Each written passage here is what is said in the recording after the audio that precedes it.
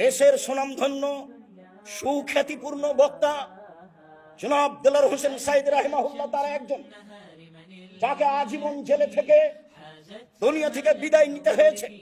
কেনা তাকে চিনে না, কেনা তাকে জানে না। বিশ্বব্যাপী পরিচিত খ্যাতনামা মুফাসসিরে কোরআন আল্লামা দেলোয়ার হোসেন সাঈদী।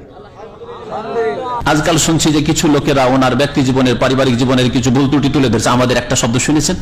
আমরা কি বলেছি যে দেলোয়ার হোসেন সাঈদীর পারিবারিক অবস্থা কেমন ছিল, বা তার নামাজ কেমন ছিল, তার কাপড় কেমন ছিল, এগুলো তুলে ধরেছি? ব্যক্তি জীবনের ভুল আমরা কখনো বলবো না, ওই চরিত্রহীন আমরা নয়। দেলোয়ার হোসেন সাঈদী রাহিমাহুল্লাহ মারা গেছেন, জান নাই? গেছেন তো।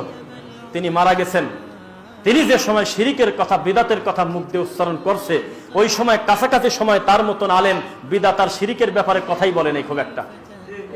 এবং আমরা অতি দুঃখিত, ব্যথিত এবং কষ্টিত যে আল্লাহ সুবহানাহু ওয়া তাআলা তাকে জেল থেকে বের হয়ে মানুষের মাঝে দ্বীনের এবং কোরআনের দাওয়াত প্রচার করার তার যে বাসনা ছিল, ইচ্ছা ছিল, একদল জালেমের কারণে, একদল অত্যাচারীর কারণে তিনি সেই সুযোগ থেকে বঞ্চিত হলেন।